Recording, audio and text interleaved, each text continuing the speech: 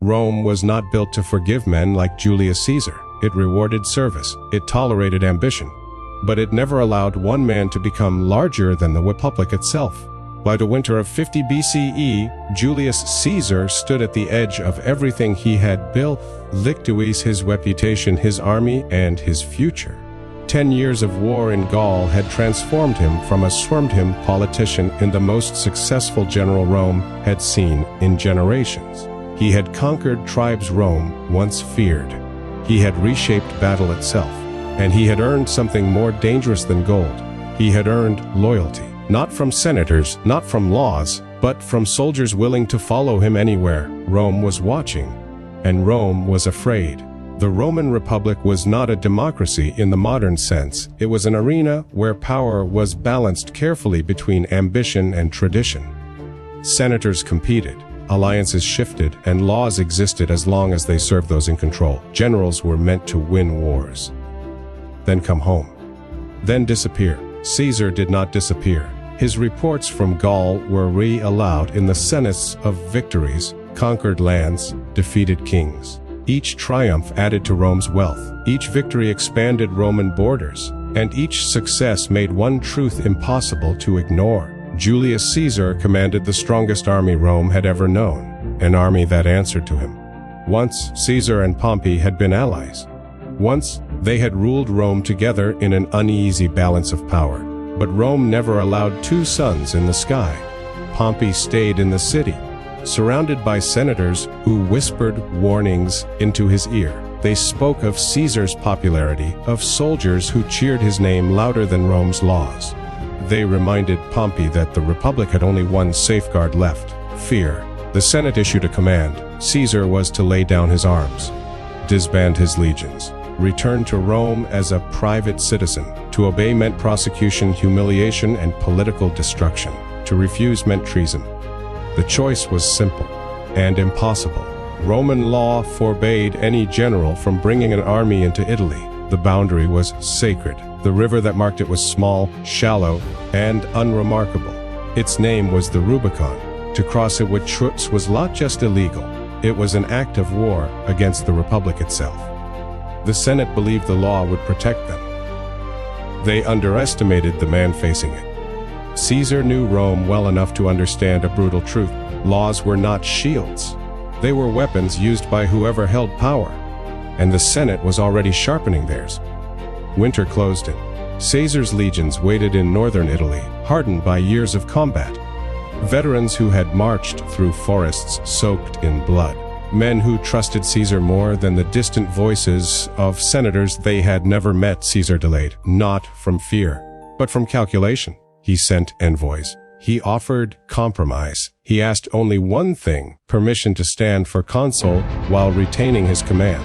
The Senate refused. They had already chosen war. On a cold January night in 49 BCE, Caesar rode toward the Rubicon with a small escort. The river reflected the pale moonlight, calm and silent, unaware of the history waiting to be written on its banks. This was not a battlefield. No clash of swords, no roar of legions, just a man standing between the past and the future. If he turned back, he would lose everything. If he crossed, Rome would burn. According to legend, Caesar paused, then spoke words that echoed through centuries. Alia acta est, the die is cast. Caesar stepped forward. His troops followed. No trumpets sounded. No banners flew. But in that quiet moment, the Roman Republic died. The crossing of the Rubicon was not a march. It was a declaration. Not just against the Senate, but against the idea that Rome could still be ruled by tradition alone. Caesar was no longer a servant of the state. He was its challenger. News raced south faster than any army. Caesar had crossed. The law was broken. The unthinkable had happened. Panic spread through Rome. Senators fled. Pompey hesitated. The city braced for blood. But Caesar did not march like a conqueror. He marched like a judge. Cities opened their gates. Governors surrendered without a fight. The myth of resistance collapsed before it could form. Rome had prepared for a monster. What it received was inevitability. Every step Caesar took carried a message. To his soldiers, I will protect you. To his enemies, I am coming. To Rome itself, you made me. Pompey fled Italy. choosing survival over confrontation. The Senate followed, abandoning the city they claimed to defend. Rome stood empty, defenseless, waiting. As Caesar's legions approached, there were no armies to meet them, no resistance, no battle lines, only silence. The gates of Rome opened, not in victory, not in surrender, but in fear. And for the first time in centuries, Rome belonged to one man. When Julius Caesar entered Rome, there was no cheering crowd waiting for him. There was no resistance either. The city that had ruled the world stood strangely quiet, its streets empty, its forum silent, its power absent.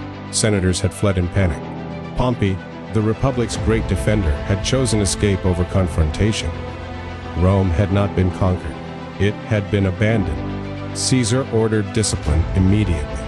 No looting, no violence, no revenge. His soldiers, hardened by a decade of war, obeyed without question. This was not a sack of a city. This was a statement. Caesar wanted Rome intact, physically and symbolically. He understood something his enemies did not fear spreads faster when mercy is unexpected. News of Caesar's entry spread across Italy like wildfire. Some cities rejoiced. Others panicked. Most surrendered instantly.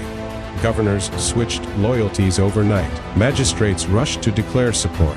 Men who had once denounced Caesar now praised his restraint. Power was realigning itself, not through force, through inevitability. Caesar addressed the remaining officials calmly. He spoke not as a tyrant, but as a protector of order. He promised stability. He promised reform. He promised safety for those who did not resist. Rome listened, because Rome had no alternative. Pompey had once been Rome's greatest general. He had commanded armies across continents. He had ruled the Republic with confidence. Now he fled south with the Senate at his back. They crossed the sea into Greece, gathering forces from the eastern provinces. Pompey still had numbers, he still had ships, he still had legitimacy, but he lacked one thing Caesar possessed: momentum. Pompey hesitated. Caesar advanced. In Rome, Caesar moved quickly. He secured the treasury. He stabilized grain supplies. He reassured the population. Every action was deliberate. He did not abolish the Senate. He did not declare himself king. He did not crown himself emperor. He ruled through existing institutions, reshaping them quietly, efficiently. This was not a revolution. It was a takeover without chaos. And that frightened Rome more than open violence ever could. The illusion of unity collapsed. Some senators urged peace. Others demanded war. None could agree. Caesar watched patiently. He had learned in Gaul that confusion is deadlier than resistance. While his enemies argued, he prepared. Legions were reorganized. Supplies gathered. Alliances secured. Caesar was already thinking beyond Rome, because the Republic was not yet defeated. Pompey still lived, and as long as Pompey lived, civil war was unfinished. Caesar was no longer blind to what he had done. He knew the Rubicon could not be uncrossed. Friends had become enemies. Law had become justification. Peace had become impossible. Every victory now would be Roman blood spilled by Roman hands. And yet, Caesar did not regret the choice. He believed something with absolute certainty. Rome was already broken. He had not destroyed the Republic. He had exposed it. Late one night, Caesar stood alone in Rome. The city glowed under torchlight. Ancient, powerful, fragile. This was the city that had exiled him, that had feared him, that had forced his hand. He had crossed a river, but Rome had crossed a line long before that. From this moment forward, there would be no balance, no shared power, no return to the old ways. Only one question remained: who would rule when the war ended? Pompey gathered forces in the east. Caesar prepared to follow. Rome held its breath. The Republic was still alive but bleeding, and civil war had only just begun. Civil war does not begin with a single battle. It begins with division. Rome was now split, not between nations, but between Romans. Families argued. Old alliances shattered. Men who had served together now prepared to kill one another under different banners. Caesar moved fast because he understood this truth. The longer a civil war lasts, the more it devours. Pompey still commanded respect in the east. Senators, nobles, and provincial governors rallied to him. He promised to defend the Republic, But even he knew the irony of those words. The Republic had already chosen sides. Caesar did not linger in the city he now controlled. Power that stays still invites resistance. He appointed loyal administrators, secured Italy, and then turned outward. Spain, Pompey's western stronghold, had to fall before the real war could begin. While Pompey gathered strength in Greece, Caesar marched west. This was classic Caesar. Attack where the enemy does not expect it. Remove threats before they become legends. Pompey had left veteran legions in Spain, battle, hardened, experienced, confident. Many believed Caesar would avoid them. He did not. Crossing mountains and rivers with brutal speed, Caesar confronted Pompey's commanders before they could unite. The campaign was swift, calculated, and merciless. There were no glorious speeches, no dramatic send-offs, just relentless pressure. City after city surrendered. Legion after legion defected. Caesar offered mercy to those who laid down arms, and death to those who resisted. Within months, Spain was secured. The message was unmistakable. Caesar was not distracted. He was unstoppable. What shocked Rome was not Caesar's victories, it was his mercy. Captured enemies were spared. Senators who had opposed him were forgiven. Former rivals were welcomed back into public life. This was not kindness, it was strategy. By sparing enemies, Caesar isolated Pompey. He removed reasons to fight. He turned fear into hesitation. Rome began to ask a dangerous question. If Caesar shows restraint, why are we still running? In Greece, Pompey watched events unfold with growing unease. He had numbers. He had ships. He had the Senate. But Caesar had speed and belief. Pompey hesitated, hoping Caesar would overextend himself. He believed time was on his side. Caesar believed time was the enemy. That the two men were moving toward a collision neither could avoid. The Senate, scattered and frightened, clung to symbols of legitimacy. They spoke of tradition, of law, of Rome's ancient values, but their authority no longer reached Italy. Laws without enforcement are prayers, and prayers do not stop legions. The Republic still existed in name. In reality, it was already a memory. With Spain secure, Caesar turned east. He did what many believed impossible: crossed the Adriatic Sea with a fraction of his army, risking everything on speed and surprise. Storms battered his ships. Supplies ran low. At one point, Caesar's vessel nearly capsized. Legend says he revealed himself to the terrified sailors and spoke calmly. "You carry Caesar and his fortune." Whether true or not, the message was real. Caesar believed destiny was on his side. As Caesar landed in Greece, Pompey finally understood. This war would not be decided by caution. It would be decided by resolve. Two Roman giants now stood face to face.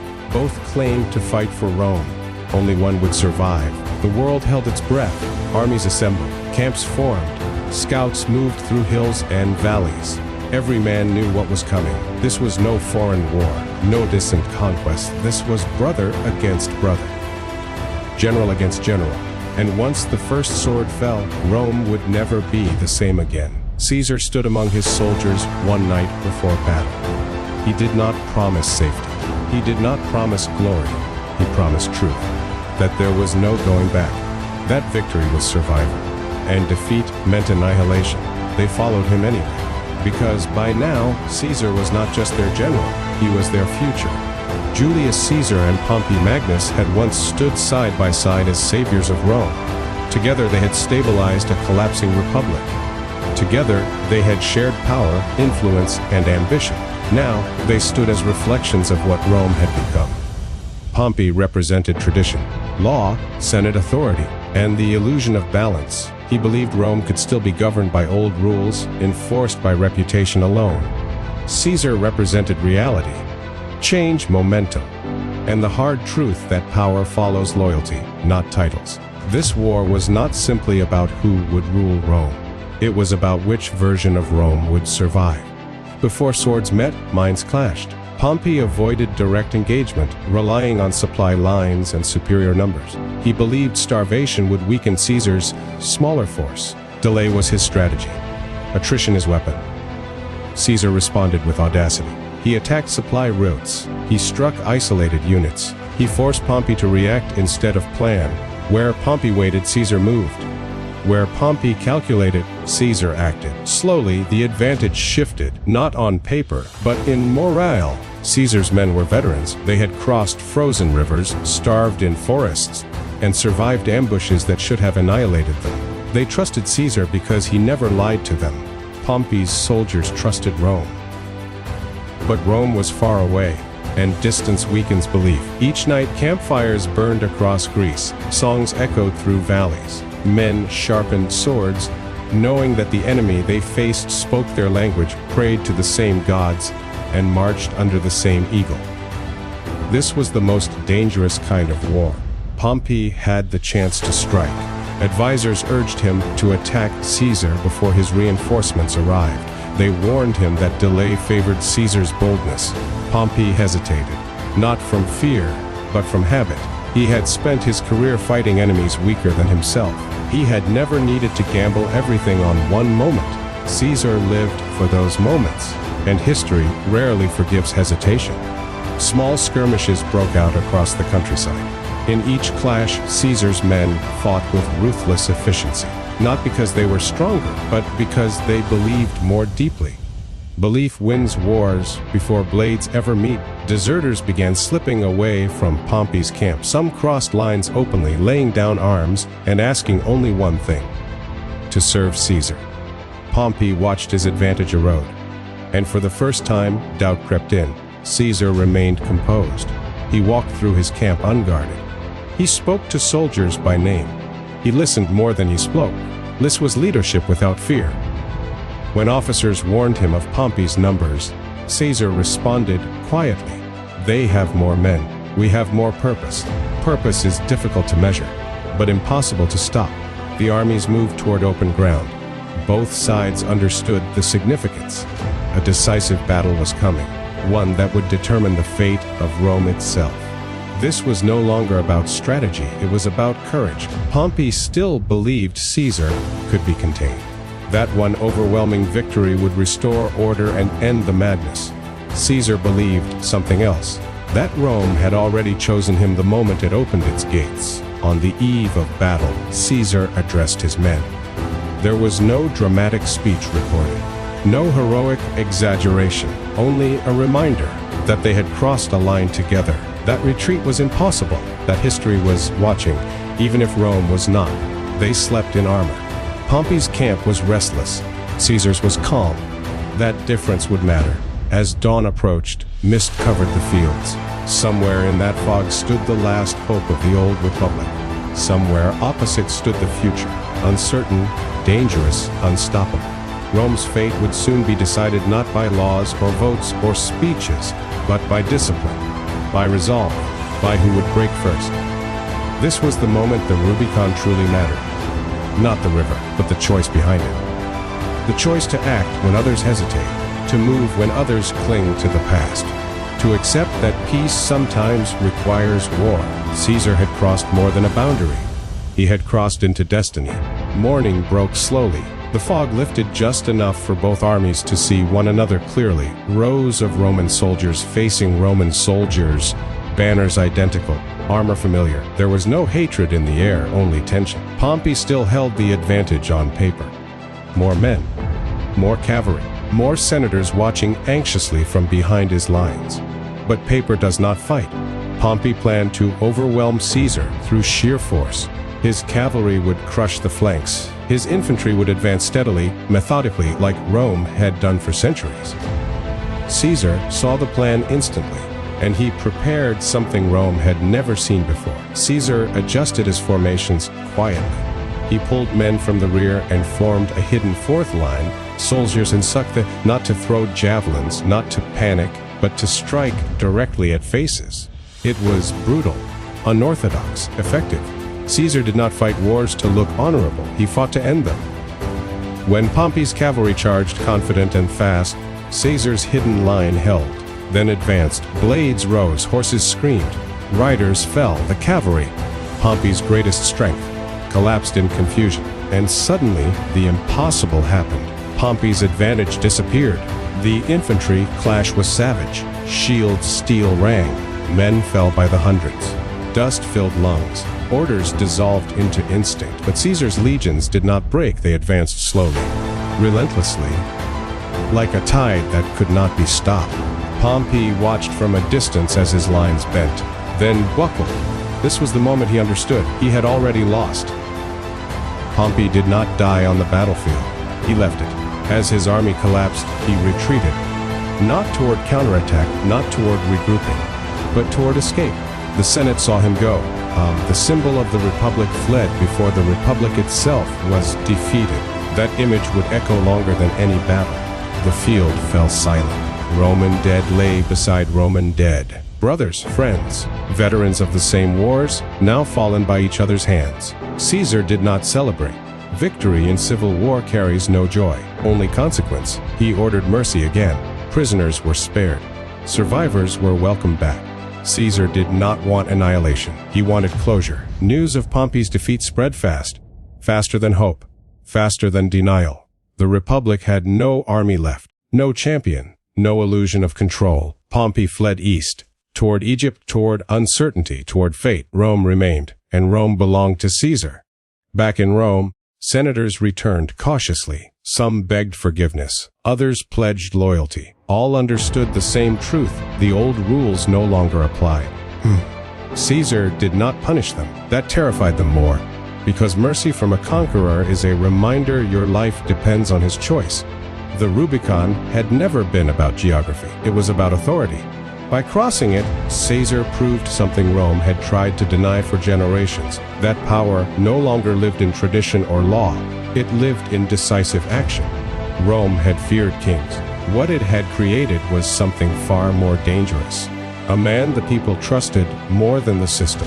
Caesar stood at the center of the republic he had shattered and saved at the same time. He had not crowned himself. He had not abolished the Senate.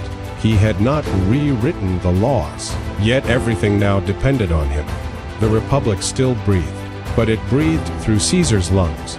Pompey still lived for now. The war was not entirely over, but its outcome was no longer in doubt. Rome had crossed its own Rubicon, and there was no way back. Months earlier, Rome's gates had opened in fear. Now they stood open in silence, not because Caesar demanded it, but because Rome no longer knew how to close them. The Republic had survived invasions. It had survived conspiracies. It had survived civil unrest. It would not survive Julius Caesar.